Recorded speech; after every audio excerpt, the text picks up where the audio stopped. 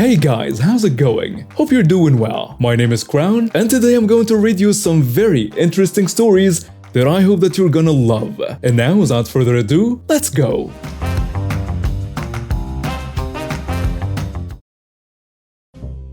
So this isn't my story, but rather a tale from my parents back when I was just a wee 3-year-old. We used to live in this apartment complex, you know, one of those places with an elevator that led to several different households on each floor. The peculiar thing about this setup was that there was a door separating the elevator area from the front doors of the apartments. Essentially, when you looked out the door, the neighbor's front door was just a few feet away. Now, both my parents had a fondness for reading the newspaper, and this was back in the day when folks preferred the crinkling pages of printed newspapers over the sleek screens of electronic news. My dad had a routine. He's read the newspaper on a subway during his daily commute to work. But one day, the newspaper wasn't at our door. At first, Dad figured it was just a mistake by the newspaper agency and he didn't think much of it. However, after a while, he began to suspect that our neighbors might be swiping our paper. You see, every day like clockwork, our neighbor's door would swing open right after the time the paper was supposed to be delivered. Dad wasn't the kind to let things slide, so he decided to hatch a clever plan. He set his alarm to wake up earlier than usual, well before the paper was due to arrive. When the paper finally came, he got my mom to sew a piece of string onto it. He carefully flipped the paper over so the string wouldn't be visible. Then he carefully slid the string under the door and waited with bated breath. For what felt like an eternity, nothing happened. But just when he was about to give up, the string suddenly moved back out from under the door. It was like something out of a suspense movie. Without a second thought, Dad sprang to his feet, flung open the door, and caught our neighbor red-handed, pilfering our newspaper.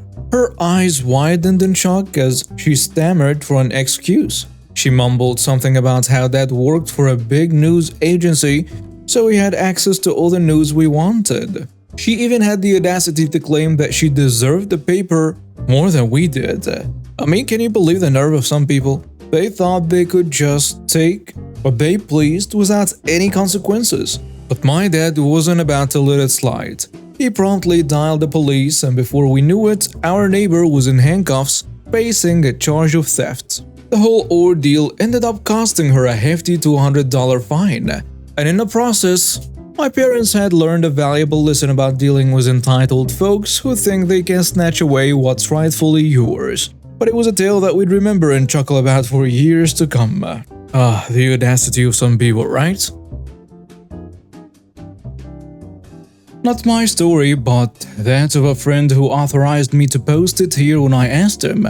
For starters, my friend owns a blue 05 Dodge Ram 1500. It's not the most reliable model of truck, but he's kept it in good shape and left it looking stock, save for some aftermarket alloy wheels. He tells me he was wheeled the truck from his grandfather when he passed away 7 years ago. Caleb isn't a mechanic, but learned how to do a lot of work on his truck himself. I even helped him redo the undercoating on it and buff polish the paint. The story takes place around 3 years ago. My friend tells me this was really the one and only time he's dealt with an entitled parent.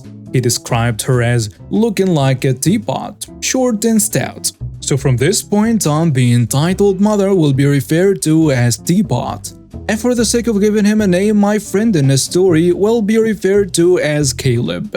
Rewind 3 years and our story begins at a local supermarket whose name rhymes with Stolmart. Caleb always goes out of his way to try and get as close to a parking space to the store as possible. And on this day, he managed to do so. He went in and did the bulk of his food shopping for the next couple of weeks, and everything seemed fine. But of course, now comes the enter-Karen part of the story. Caleb was pushing his cart out when he saw an older woman trying to force open the rear door of the canopy of his truck, which is odd because you could clearly see inside that he didn't really have anything of value in it other than a few tools. She didn't seem to notice him until he was super close and said to her, "Excuse me, what are you doing?" Teapot jumped back like lightning struck, but then quickly started playing the little old lady card. Though this woman was about 50 tops. She put her hand over her heart and said in an over-exaggerated way, "Oh dear, you shouldn't sneak up on people like that, young man." "Yeah, sure, what are you doing?" Caleb asked her. "I was just trying to get in my truck. I locked my keys inside by mistake and can't get in." "Lady, that's not your truck." "Yes it is, I just got it last year." "Oh really? Then what model year is it?" "It's 2010. Just look at how clean and new it looks." "No lady, it's an 05. I know this because it's my truck." Caleb then produced the keys and pressed the button on the fob to unlock the door. He said Teapot first went white, then red was anger. It's pretty much full stereotypical Karen after this. "Listen here, you little jerk. You don't deserve a truck this nice. It would be a lot better for someone like my son. He's a local college student, you know, and he needs a nice shiny vehicle like this to get around in." "Are you a looby, lady? My truck isn't for sale, and even if it was, how much would you give me for it?" Teapot started to look smug and pulled a checkbox from her purse. "I can give you $1,500 for it right now." Caleb face-palmed so hard, he said he hurt his nose. "Lady, my truck is worth several times that, and I've personally kept up with its maintenance for several years. There is no way I would take $1,500 for it. Plus, there is no way I would hand over the title unless I was paid with cash. I don't trust checks." Teapot moved to get up in his face, which was funny because he was a full foot taller than her. She was about to speak when Caleb silenced her with a loud, "Don't even think about it, lady. My truck isn't yours for the taking. It never will be. Now leave me alone so I can unload my groceries in peace and go home." He then did his best to try and ignore Teapot as she began screaming and saying she would call the police. Caleb then just yelled back, "Call them then," and she actually did. She pulled out an old flip phone and began fake crying while speaking with a person on the other end. Caleb finished loading his groceries and locked the truck because he wasn't about to drive off with the police on their way. When the police arrived, Teapot actually flopped down onto the ground and started fake crying like a baby while flailing her arms and legs around and pointing at Caleb, screaming, "He knocked me to the ground and stole my truck.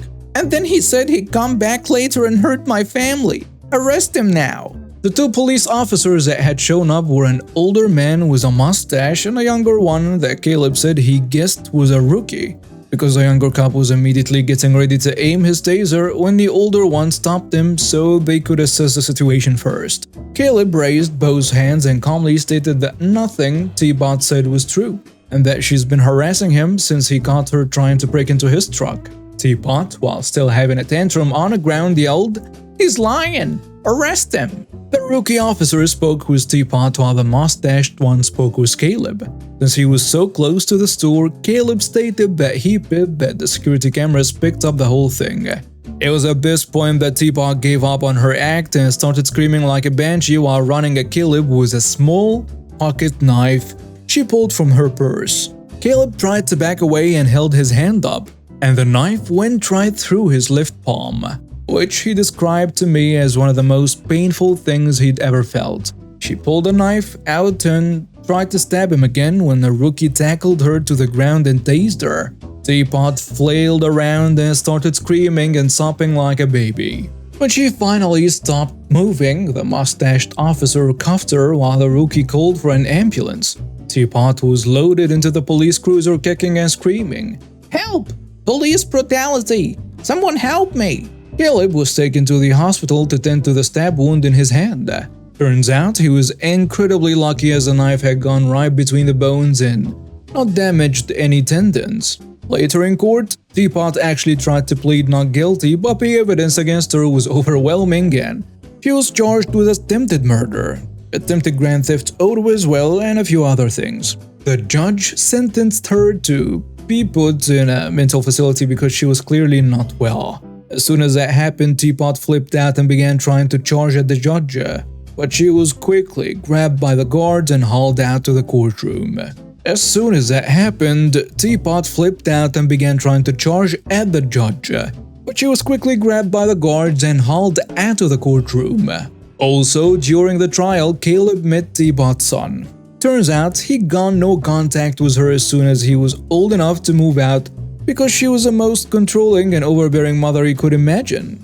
And ever since then, she's been trying to show up at his apartment and bring him nice things he suspected she'd stolen just to try and get him to talk to her. Guess she figured Caleb's truck would have gotten her back and her son's good graces or something like that. The story is getting written now because Caleb decided to check up on Teapot by searching her name online, and she's still at the mental facility, and he found out from her son through social media that she looks likely to be staying there for quite some time to come. So you know what they say about karma, right? Well, let me tell you a little story about how I served a heaping dish of it to a high school menace we will call a little jerk. It all started one day at my animal shelter job, where a couple of my co-workers and I were shooting the breeze during our lunch break. And that's when one of my co-workers, Susan, casually mentioned her son's car woes at the local high school. As it turns out, there was a student, the little jerk, who had somehow convinced him that one particular spot in the student parking lot was sacred territory despite there being no assigned parking at the school. Now the little jerk, he had a little tow truck. Not one of those big impressive flatbeds you see in movies, no.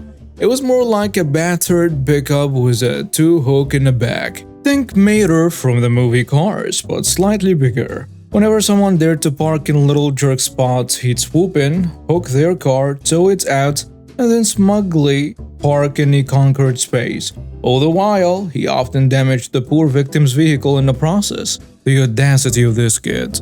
As we listened to Susan's exasperation, I couldn't help but interject. You know what would be hilarious? Parking the Bearcat in that spot and weighing it down. It would be a real hoot watching the little jerk try to tow that big chungus of a vehicle. Our local police chief happened to be around chatting with us, as our animal shelter was affiliated with a police department. He chuckled and added, "I'd love to see that." Little did we know this seemingly whimsical idea would soon become the cornerstone of a deliciously satisfying pro-revenge story. A few days later, I got wind of our grand plan unfolding. You see, in our state, moving a vehicle without the owner's consent and without the proper towing permits was considered vehicle theft. So the police chief decided to put our Bearcat idea into motion.